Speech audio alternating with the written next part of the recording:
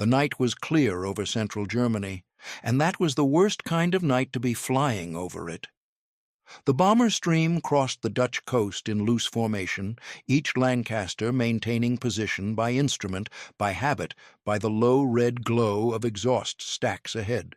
7 men in each airframe, oxygen masks from 15,000 feet. The cold at altitude was not a discomfort. It was a presence, something that inhabited the aircraft and found its way through every seam of flight gear. The gunners in their perspex turrets felt it most. They rotated their weapons slowly through each sweep interval and watched the darkness beneath and behind and above, their eyes dilating against a sky that gave almost nothing back. And then one of the Lancasters ahead of them was gone. No burst of tracer, no searchlight cone, no warning call from any position. The aircraft simply erupted, a single pulse of orange light, 2 seconds, a rolling fireball dropping away to the right, and the space it had occupied closed immediately, the stream flowing around the absence as water closes over a stone. No gunner in any neighboring aircraft had seen an attacker. The tail gunner of the closest Lancaster scanned and reported nothing. The mid-upper position confirmed nothing. Ground radar plots showed no interceptor close enough to have made that kill. The debriefing officer at the base in Lincolnshire heard the same account from 4 different crews arriving within 30 minutes of each other, and there was nothing in any of it that made sense. The aircraft had been destroyed. The method was invisible. And in the autumn of 1943, that answer, that absence of an answer, was beginning to repeat itself across every bomber command station in eastern England with a frequency that no one could any longer dismiss as coincidence. Something was hunting in the dark beneath the stream, and it had not yet shown itself. The loss rate had been climbing for months before anyone at High Wycombe could frame the right question to ask about it. 5% per raid was the threshold that mattered. It was not a regulation or a hard limit. It was arithmetic. A trained Lancaster crew required months of preparation, conversion training, navigation exercises, formation practice, the long, slow accumulation of procedural confidence that was the difference between a crew that could hold formation under fire and one that could not. Bomber Command's operational training pipeline had been calibrated for a specific loss rate, and 5% was the point at which the mathematics of replacement broke down. Lose more than 5 crews in every 100 dispatched, raid after raid, and the force would consume itself faster than it could be reconstituted. The experienced crews at the front of the training curve, the ones with 30, 40, 50 operations behind them, would be gone before the men just arriving at. Conversion units had learned their aircraft. By the winter of 1943, the loss rate on deep penetration raids was not approaching 5%. It had passed it, and in some cases it had doubled it. The RAF lost 78 of 823 bombers that attacked Leipzig on the 19th of February, and 96 of the 795 bombers that attacked Nuremberg on the 30th of March, 1944. These were not outliers. They were the visible peaks of a loss pattern that had been building for months. Bomber Command's losses had become unsupportable, but the numbers, as alarming as they were not the thing that troubled the senior staff. What troubled them was the silence in the returning crews' reports. RAF Bomber Command was slow to react to the threat, with no reports from shot-down crews confirming what was happening. The sudden increase in losses had often been attributed to flak. This was not an unreasonable conclusion. Flak was dangerous, unpredictable, and could destroy an aircraft so completely that no survivor remained to report the method. But the flak explanation required that the anti-aircraft gun positions on Bomber Command's own charts be generating kill rates that the charts simply did not support. The flak was there. The flak was lethal. but it could not account for what was happening in the stream above central Germany on nights when the losses were worst. Reports from air gunners of German night fighters stalking their prey from below had appeared as early as 1943, but had been discounted. They were discounted not because the analysts were incurious, but because the reports were so consistent and so strange and so difficult to reconcile with any existing German weapons system that the most natural assumption was crew confusion, the understandable disorientation of men under sustained fire at altitude in the dark. A myth had begun to develop among RAF Bomber Command crews that scarecrow shells were being encountered over Germany, AA rounds designed to simulate the explosion of a four-engined bomber in order to damage morale. In many cases, these were actual kills by Luftwaffe night fighters. It was not for many months that evidence of these deadly attacks was accepted. The loss figures were real. The method was hidden, and the distance between those two facts in the winter of 1943 was a space inside which 7 men in each burning aircraft simply disappeared. Subscribe if you want more hidden World War II histories told carefully. The work of Air Intelligence Branch was, at its core, the work of treating silence as a form of evidence. When a Lancaster failed to return, it left behind a particular kind of record. There were the radar plots from the ground stations on the English coast, which gave the aircraft's last confirmed position. There were the reports from neighboring crews, which described what had been visible in the final seconds. There were the debriefing transcripts from survivors who had bailed out and evaded capture and eventually made their way back to Allied lines through resistance networks in France and Belgium.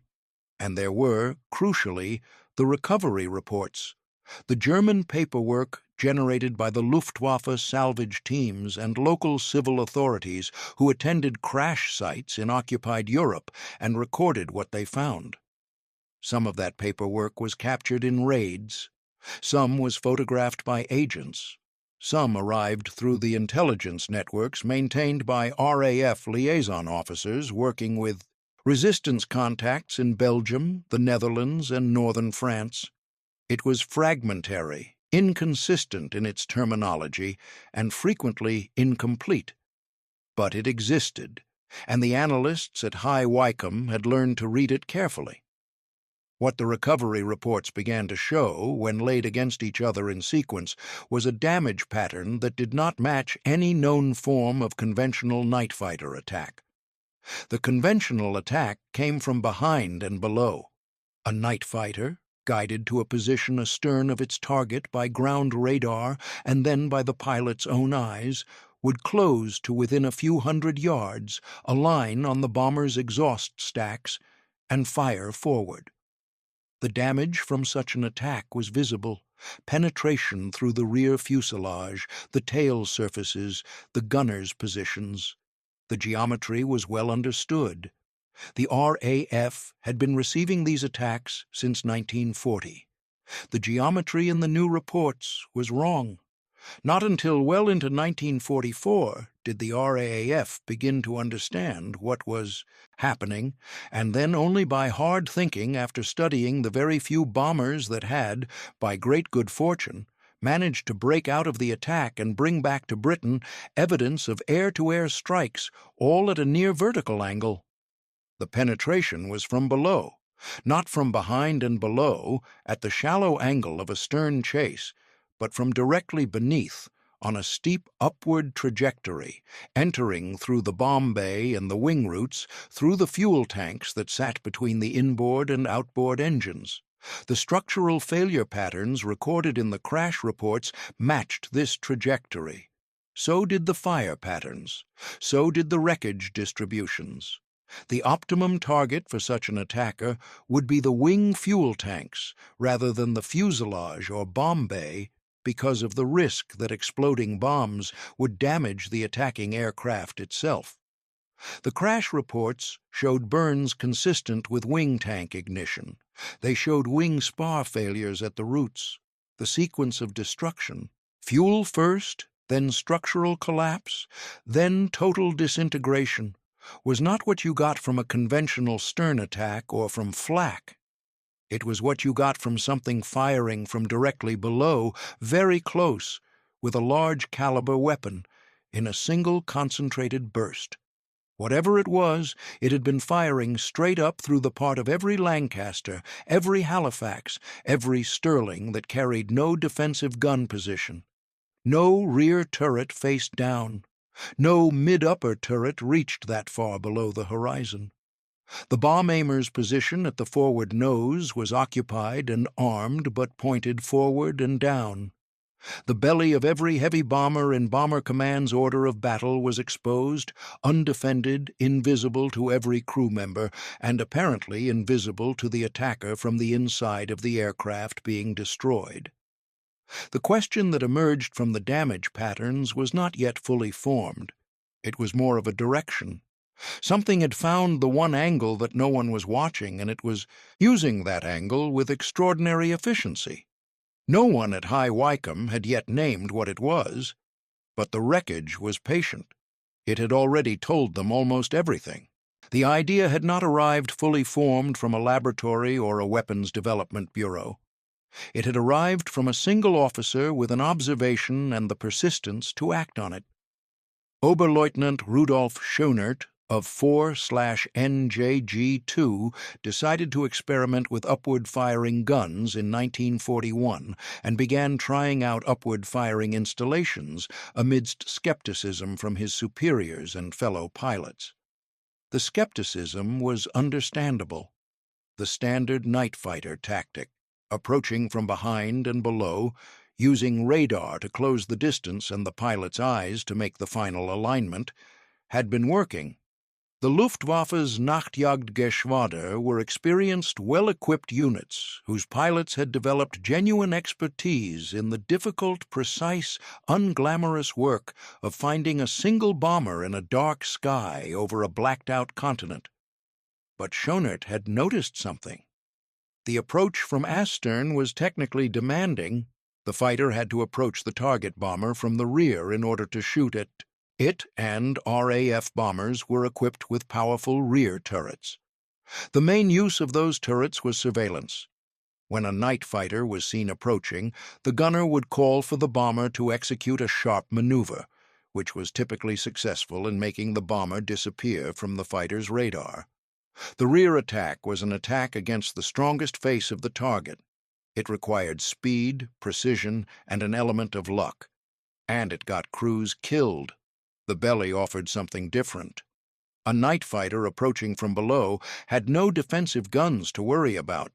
It had the silhouette of the bomber clearly defined against whatever light existed in the upper sky, the moon, the stars, the distant glow of a burning city below. The attacking crew could see their target. The target's crew could not see them. Approaching from below provided the night fighter crew with the advantage that the bomber crew could not see them against the dark ground or sky, yet allowed the German crew to see the silhouette of the aircraft before they attacked. What Schönert needed was a gun that could fire upward without requiring the pilot to point the aircraft upward.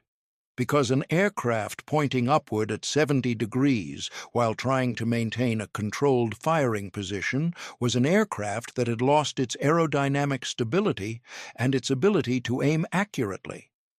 The solution was fixed cannons mounted in the fuselage, angled at a steep upward pitch, and aimed not by moving the gun, but by positioning the aircraft until the target's silhouette entered the reflector sight mounted on the cockpit canopy above the pilot's head.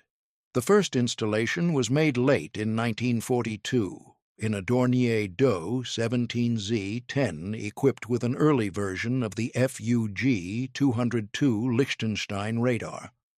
In July 1942, Schönert discussed the results of his experiment with General Kamhuber, who authorized the conversion of 3 Dornier Do 217J1S to add a vertical armament of 4 or 6 MG-151 cannons. Further experimentation. was carried out by the Luftwaffe Flight Testing Center at Tarnowitz on the Baltic Sea coast through 1942, and an angle of between 60 and 75 degrees was found to give best results, allowing a target turning at 8 degrees per second to be kept in the gun sight. Schonert was made commanding officer of the 2nd NJG-5, and an armorer serving with the unit, Oberfeldwebel Marley, developed a working arrangement with the unit's Messerschmitt Bf-110S, mounting a pair of MGFF/M20mm cannon in the rear compartment of the upper fuselage, firing through twin holes in the canopy's glazing. Schonert is recognized as the instigator of upward-firing armament in the German night fighter force. The concept, dubbed Schräge Musik, jazz music, was first suggested by him in 1941. The name was informal, ironic, in the way that combat aviators often name the things they live with. Schräge in German carries a double meaning, oblique, slanting, but also strange, out of place, unexpected. The men who used it understood the word both ways. Schonert used a modified Bf-110 to shoot down a bomber in May 1943. From June 1943, an official conversion kit was produced for the Junkers Ju-88 and Dornier Do-217N fighters. Between August 1943 and the end of the year, Schonert alone achieved 18 kills with the new gun installation. The weapon was not exotic. It was not the product of advanced research. It was 2 cannons, a fixed mount, and a modified gun sight. Any competent armorer with a maintenance bay and 3 days could install it.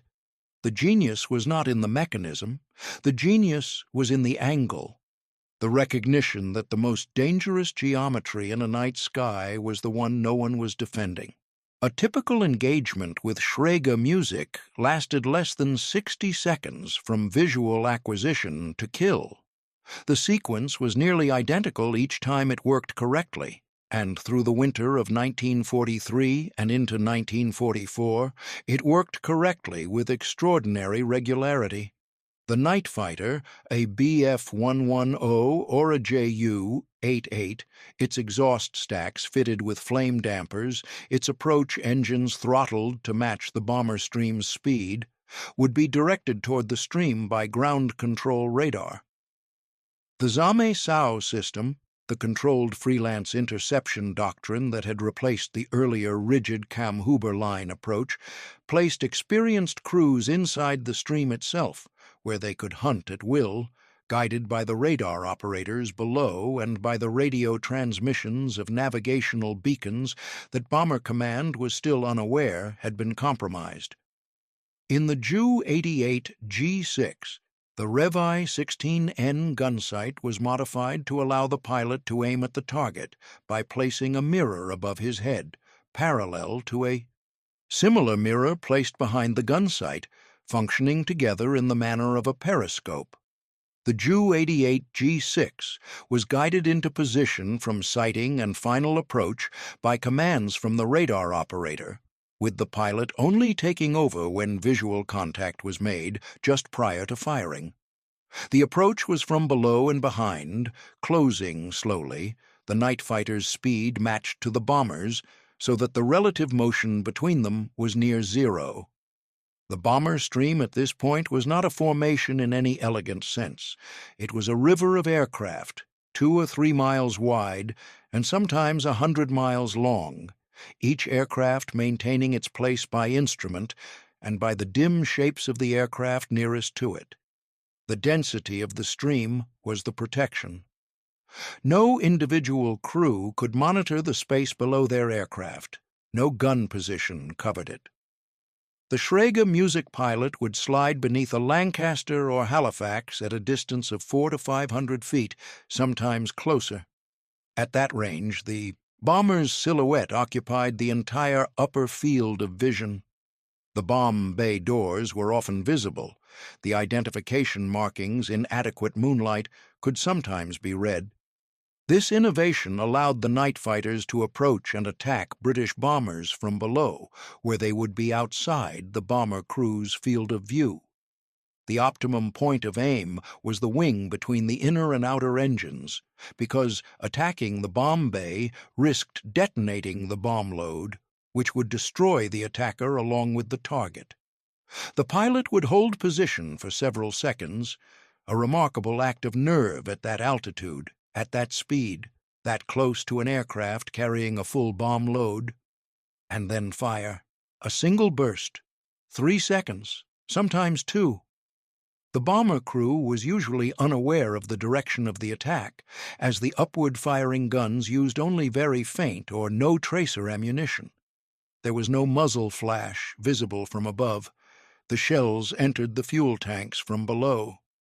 The fuel ignited, and in the time it took for the Lancaster's pilot to register the warning light, or for the flight engineer to call out an engine fire, or for the navigator to reach for the intercom, the structural failure had already begun. A wing root compromised by a 20-millimeter burst at close range would not hold the aircraft level. The asymmetric loading as the fuel burned and the spar failed would roll the Lancaster before anyone aboard had fully understood what was happening. An attack by a Schräge Musik-equipped fighter was typically a complete surprise to the bomber crew, who would only realize that a fighter was close by when they came under fire.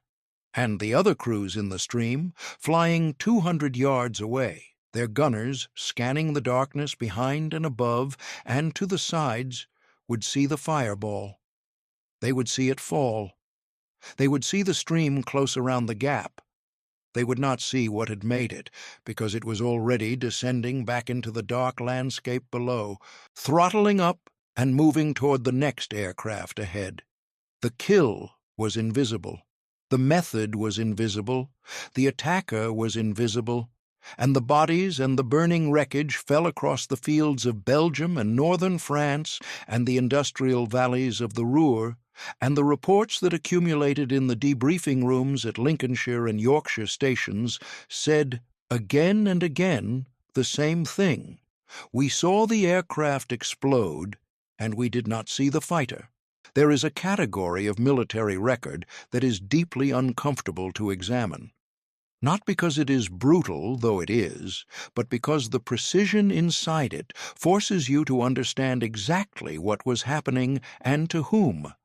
The kill logs of the Luftwaffe's most successful Schräge Musik pilots do not read like ordinary aerial combat records.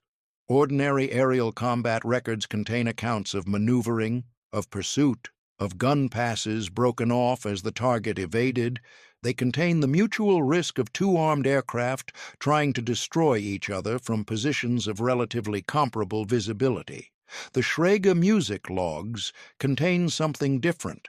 They contain the serial accumulation of aircraft destroyed from below.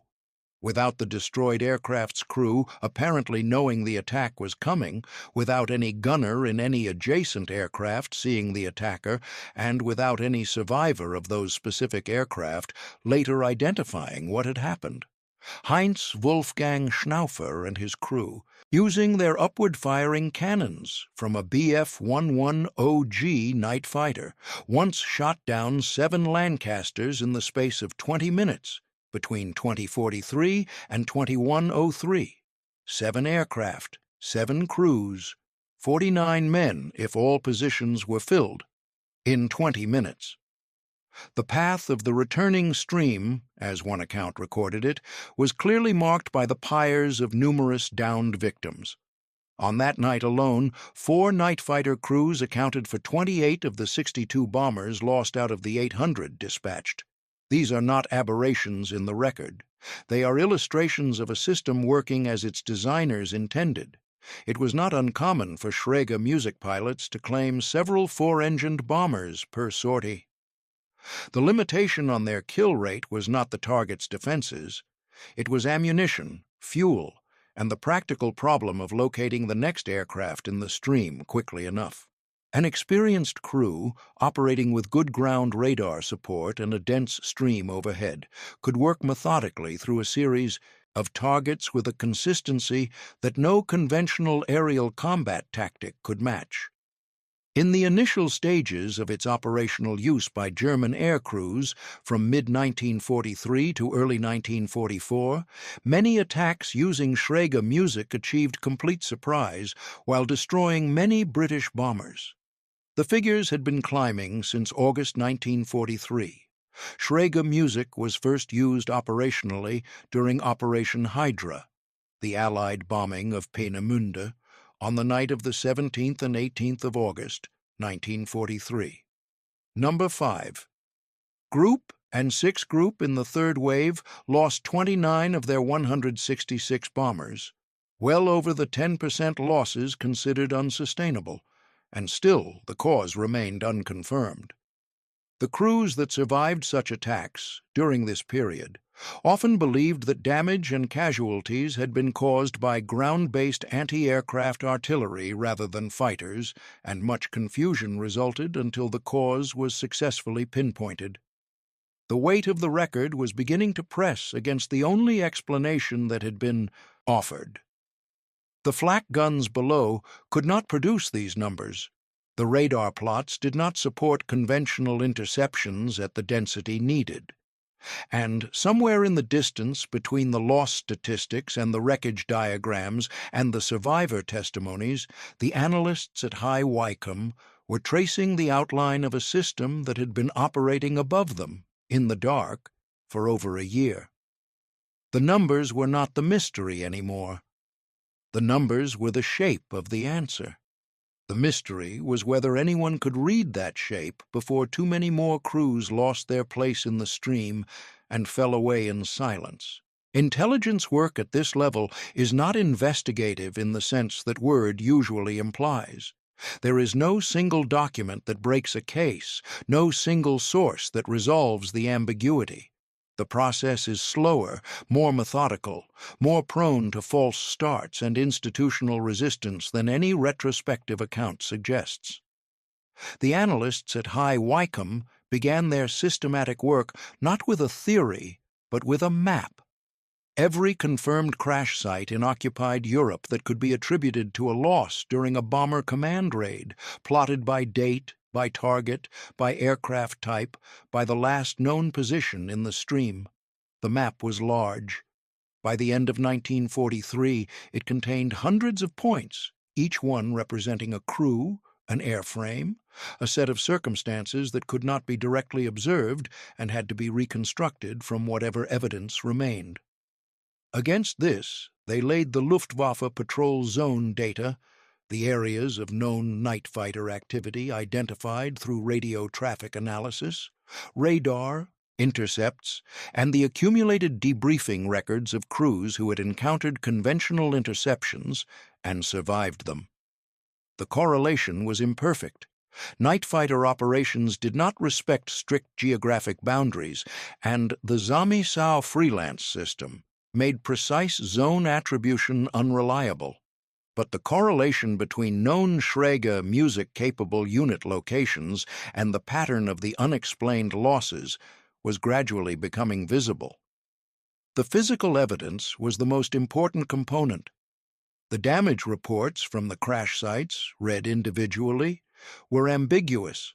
A burned aircraft can look many different ways depending on which systems failed first, but read in aggregate, across dozens of sites, a pattern emerged that was not ambiguous at all. A damaged Lancaster that had limped back to England showed marks of several 20-millimeter strikes. At least one had gone clean through the rear fuselage. It had blown a great hole in the top and made a mess of the ammunition feeds for the rear turret. But what shocked the crew was the angle. That angle, steep, upward, through the lower fuselage, was the same angle appearing in the Continental crash reports. It was not the angle of a stern attack. It was not the angle of a head-on attack. It was not consistent with flak, whose fragments scatter laterally from the point of detonation and enter from any direction at a shallow relative angle. It was the angle of something firing upward from directly below. The analysts had no name for it yet, They were working from incomplete data toward an incomplete hypothesis. But the hypothesis was narrowing, and its parameters were becoming more precise with each new data point added to the map.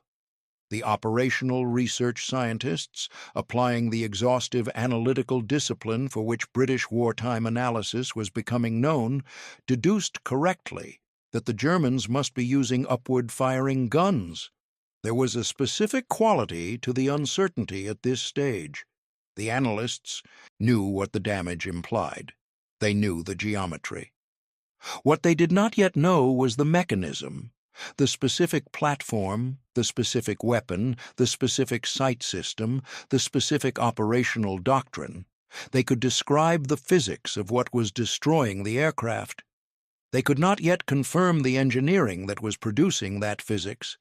Confirmation would require a source closer to the source. It would require either a survivor with direct knowledge or an aircraft brought intact to British soil, or a document chain that closed the gap between the damage geometry and a specific weapons installation in a specific German aircraft type. In the summer of 1944, that gap was about to close. A German Jew 88 night fighter crew mistakenly landed at a British airfield in July 1944. The aircraft and crew were promptly captured. The circumstances mattered less at that moment than what the aircraft and its crew had to say. What they had to say, it turned out, was a great deal. The debriefing took place at a British intelligence facility, a careful, methodical process conducted by officers who had spent months working from the wrong end of this problem, building their reconstruction of the weapon system from the outside in, from wreckage and damage reports and imperfect correlation charts. What the captured crew provided was the view from the inside, the engineering specifications, the operational procedure, the sight geometry, the firing technique. The installation involved equipping aircraft with one or two cannons, initially the 20mm MG-FF/M, which later evolved to include the more powerful 30mm Mk-108. These weapons were mounted obliquely, typically at a 60-degree angle, in an arrangement that required precise engineering to ensure structural integrity and effective weapon functionality. Special periscopic gun sights were developed and installed to aid pilots in targeting from this unusual angle. These sights were crucial for accuracy, allowing pilots to align their fire precisely when maneuvering into position below the bomber. The Ju-88G6 was guided into position from sighting and final approach by commands from the radar operator, with the pilot only taking over when visual contact was made just prior to firing. The sequence required coordination between the pilot, who flew the approach, and the radar operator, who managed the ground control intercept and directed the final positioning. The whole engagement, from visual acquisition to the firing burst, was designed to take less than a minute. The officers conducting the debriefing were listening to a description of a weapons system they had already reconstructed in significant detail from the crash site data. The calibers matched, the angles matched. The targeting procedure matched the geometry implicit in the damage patterns. The aircraft types identified, the BF-110, the Ju-88, were the types whose radar signatures had been appearing in the ground plots correlating with the unexplained losses. What the crew described, in the precise terminology of men who had operated this system operationally, was not a revelation to the officers in that room. It was confirmation. The evidence from the wrecked and burning fields of northern France and Belgium had told them almost everything. The crew told them they had been right. Schräge Musik had produced its most devastating results in the winter of 1943 to 1944. The period during which it had operated without effective counter-response was the period that had cost Bomber Command its most severe losses. That period was now officially over. The weapon had a name, the mechanism was understood. What remained was the question of what to do about it, and that question turned out to be considerably harder than the analysis had been. The recognition of a problem is not the same as the availability of a solution. This distinction, which sounds obvious in the abstract, becomes a specific and painful reality when the problem is embedded in the operational commitments of a major air campaign and the solution requires redesigning the production line of an aircraft type that is being built and flown as fast as human beings and industrial capacity can manage. Few bombers of that era carried defensive guns in the ventral position. The ventral turret fitted to some early Avro Lancasters was sighted by a periscope from within the fuselage and proved of little use. The early Lancaster ventral position had been dropped from the production standard precisely because it reduced performance, increased weight, required an additional crew member, and had demonstrated limited operational value against the threats that had defined the first years of the campaign. Those threats had come from behind and to the sides. The threat from below had not been anticipated. Retrofitting a powered ventral turret to an aircraft that had been designed without one was not a matter of drilling holes and bolting on hardware. The structural frames of the Lancaster and Halifax fuselage were designed around the existing weight distribution and the specific load paths created by the bomb bay and wing attachment points. A ventral turret required a new structural bay, modified hydraulic routing, electrical system changes, and a redesigned crew station. It required a gunner who would spend operations lying prone, staring downward through a perspex blister in the coldest and most exposed position in the aircraft, and it reduced bomb load. Some units had already taken informal action. The 6 Group RCAF had been fitting single .50 caliber Browning positions ventrally in some aircraft, which indicated that at least some commanders had suspected the nature of the threat before confirmation arrived. But this was unit-level improvisation, not a systemic solution. The manufacturing schedule could not absorb a major airframe modification in the time frame that the operational situation demanded. Every Lancaster and Halifax on the production line had a commitment, a date, a crew waiting for it. Slowing or redesigning the line to add a ventral position would reduce the number of aircraft available for operations at precisely the moment when the campaign against Germany's industrial infrastructure was entering its most demanding phase. Later in the war, the H-2S navigation radars fitted in many bombers were given a secondary air warning mode, known as fish pond, that warned of aircraft approaching from below. This was a technology solution, using existing equipment to close the detection gap without requiring structural modification. It was elegant and practical, and it was being developed and deployed on a timeline driven partly by the growing analytical suspicion about what was attacking the stream from below. But in the autumn of 1944, with the evidence from the debriefing now formally incorporated into intelligence summaries and distributed through the command structure, the most immediate and available tool was not a machine. It was knowledge. And knowledge, translated into doctrine, had a distribution mechanism that could reach every crew before the next operation without waiting for a factory. The autumn of 1944 brought changes to the night battle over Germany that were not primarily the result of the RAF's counter-response, but whose effects combined with that response to produce a measurable degradation in the Schräge Musik kill rate. The Allied armies had broken out of Normandy in August, advanced through France and Belgium, and by September were pressing against the German frontier in several places simultaneously. This compression of German-held territory did not directly affect the Luftwaffe's ability to operate night fighters over the Reich. What it affected was the infrastructure that supported those operations, the forward airfields, the radar stations, the communications networks, the fuel distribution systems that had allowed the Nachtjagdgeschwader to operate with maximum flexibility across a defended airspace that stretched from the Rhine to the Elbe. Fuel, by the autumn of 1944, had become the central constraint on German military operations in every theater.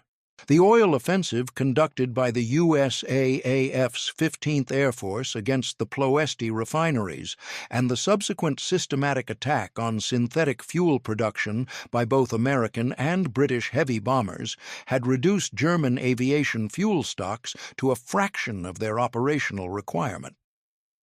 Night fighter units that had been flying multiple sorties per night, accumulating kills at the rate that had made the winter of 1943 to 1944 so catastrophic for Bomber Command, were now being grounded between operations for want of fuel. Experienced crews, the men who had been doing this work since 1941 and 1942, who knew the stream, who understood the approach geometry, who could execute a Schräge Musik attack in near-total darkness with a confidence born of 2 years of operational practice, were being held on the ground while less experienced crews flew the available sorties with less refined technique. By 1944, a third of all German night fighters carried upward-firing guns. The hardware was widely distributed, but the hardware was only part of the system.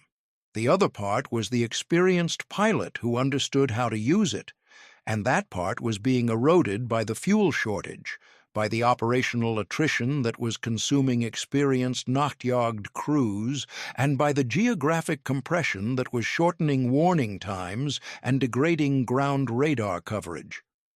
The new evasive doctrine implemented across Bomber Command stations was working at the margins, not dramatically, not in a way that produced a sudden reversal of the kill statistics, but the crews, who now understood what was hunting them from below, who had internalized the revised search sectors and the modified corkscrew timing, were harder to kill than the crews who had flown through the winter of 1943 in ignorance. Not invulnerable, not safe, but harder. And in a combat environment where the attacker's advantages were already being reduced by logistics and fuel and the shrinking geography of German, control, harder, was enough to shift the balance. RAF Bomber Command had been slow to react to the Schräge Musik threat, with the sudden increase in bomber losses often attributed to flak, and the cost of that slowness had been measured in crews. But the institutional response, when it came, was thorough. The knowledge was inside every pre-mission briefing. It was in the gunnery training manuals. It was in the search procedures of every rear gunner scanning the lower hemisphere over Germany on every night operation from the autumn of 1944 onward. The weapon had not changed. The people facing it had changed. And the gap between those two facts, between a static system and a learning adversary, was, by the final winter of the war, becoming decisive. Bomber Command did what the best institutional responses always do in the presence of a threat that cannot be immediately countered by technical means. It converted the knowledge into training, and the training into habit, and the habit into a reflexive change in the way its crews understood the space around their aircraft. The briefing process that had always preceded operations, the target, the route, the weather, the known anti-aircraft concentrations, the expected fighter activity in the patrol zones along the outward and inward tracks, was now modified to include a specific technical section on the Schräge Musik threat. Every crew, at every station, received a precise description of the weapon system, the caliber, the mounting angle, the targeting procedure, the typical approach profile, the fact that there would be no tracer, no muzzle flash, no visible aircraft in the lower hemisphere before the attack, because the attacking aircraft's identification lights were off and its exhaust stacks were shrouded. And the crews were told what to look for. Not a conventional visual sighting. That was precisely what the weapon's geometry prevented. What they were told to watch for was the shadow. the slight occultation of ground light or star field that might indicate an aircraft positioned below and slightly behind the stream.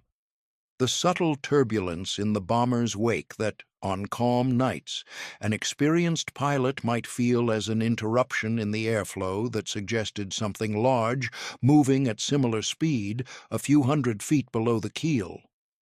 The corkscrew evasive maneuver was already in widespread use as a counter to conventional stern attacks, a sudden, hard, spiraling turn and dive that used the Lancaster's significant wing loading to generate high G loading that a twin-engine night fighter could not match while maintaining a radar lock.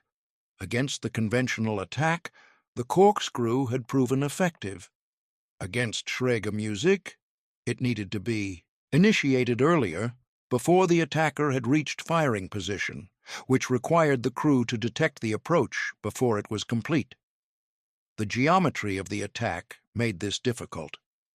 This pair of vertical guns permitted a major breakthrough in night fighter tactics since it facilitated a very accurate attack from below, where the dark background generally prevented detection by the crew of the attacked bomber. The darkness below the aircraft was the attacker's protection, but it was not absolute. On nights with significant ground illumination, burning targets, industrial glow, reflected moonlight, an aircraft below the stream was not perfectly invisible. It was merely very difficult to see, and difficulty is not the same as impossibility. The gunnery training was modified. Rear gunners and mid-upper gunners were given new search sectors that extended further below the nominal horizon than had previously been standard. The assumption that the primary threat came from astern and level was replaced by the assumption that the lower hemisphere was an active threat sector requiring systematic attention. Initial reports from air gunners of German night fighters stalking their prey from below had appeared as early as 1943 but had been discounted. And now those early discounted reports were the basis of the revised training syllabus. The crews who had seen something unusual below the stream and reported it and been told they were mistaken were, in retrospect, the first accurate sources of intelligence on the system that had been killing their colleagues for over a year. The doctrine was imperfect. It asked crews to detect a nearly invisible approach and respond to it before the attacker completed the firing solution, using a search technique that added cognitive load to men already operating at maximum concentration in hostile airspace. It was not a solution in the engineering sense of that word. It was a reduction in vulnerability. And in the autumn of 1944, a reduction in vulnerability was what was available. There is a specific kind of military advantage that is brief almost by definition. It exists in the interval between the introduction of a new technique and the moment when the adversary understands what that technique is and adjusts to meet it. This interval can be measured in days or in months or, in the case of Schräge Musik, in something closer to a year and a half. That interval was the space inside which the Luftwaffe's night fighter force extracted its most severe and efficient killing from the RAF's bomber stream, and it was a space defined not by the complexity of the weapon, but by the silence that surrounded it. The weapon was not difficult to understand once it was understood. 2 cannons, a fixed mount, a modified gun sight, an approach from below. The geometry could be drawn on a single sheet of paper. The engineering could be completed by a trained armorer in a maintenance bay over a long weekend. Schoenert's defining innovation was advocating and pioneering the Schräge Musik upward-firing gun configuration, which allowed night fighters to attack bombers from below where defensive armament was weakest. That was the whole of it. The asymmetry was not technological. It was geometric. It was the recognition that the way the RAF's bombers were built and armed and crewed, and the way their gunners were trained to search the sky, created a specific, persistent, and exploitable blind spot directly beneath every aircraft in the stream. Although similar upward-firing armament concepts were experimented with during World War I for attacking airships and observation balloons from below, Schräge Musik represented a refined and operationally effective application against heavy bombers. The Germans had not invented the concept. They had applied it with precision, discretion, and an understanding of the operational environment that kept it operational and unidentified for far longer than any technically complex secret weapon might have remained hidden. Technically complex systems leave complex evidence. This system left only an entry angle in a piece of wreckage and a gap in the stream where an aircraft had been. What the engineers and pilots who built and flew Schräge Musik had not fully accounted for was the nature of the adversary they were facing. Not the adversary in the air, the exhausted, freezing, highly trained air crews doing their 30 operations over Germany, but the adversary on the ground, in the intelligence branches and operational research units and debriefing rooms that methodically converted loss into learning. The operational research scientists, applying exhaustive analysis to the problem, correctly deduced that the Germans must be using upward-firing guns, and they reached that conclusion from wreckage diagrams and captured paperwork and the accumulated weight of damage reports that no single document had been designed to reveal.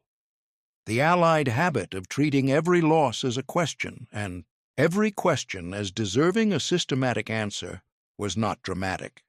It was not celebrated. It did not produce a single decisive revelation.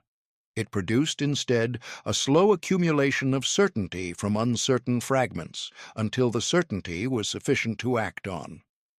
The Lancaster crews who flew over Germany in the winter of 1943 and did not know what was beneath them were not failed by their commanders or by their intelligence services or by their own skill and courage.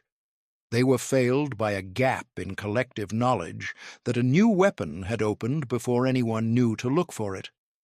And the men who closed that gap, in the crash site reports, in the debriefing rooms, in the correlation work at High Wycombe, did so without drama, without revelation, and without anything so convenient as a single captured document that broke the cipher in a single night. They did it by being, persistently and systematically, unwilling to accept that silence was an answer. And in the end, that refusal, that quiet, institutional, utterly undramatic insistence on finding the reason for each burning aircraft that fell away in the dark, was the weapon the Luftwaffe's engineers had never designed against. It was the weapon the Schräge Musik system could not defeat.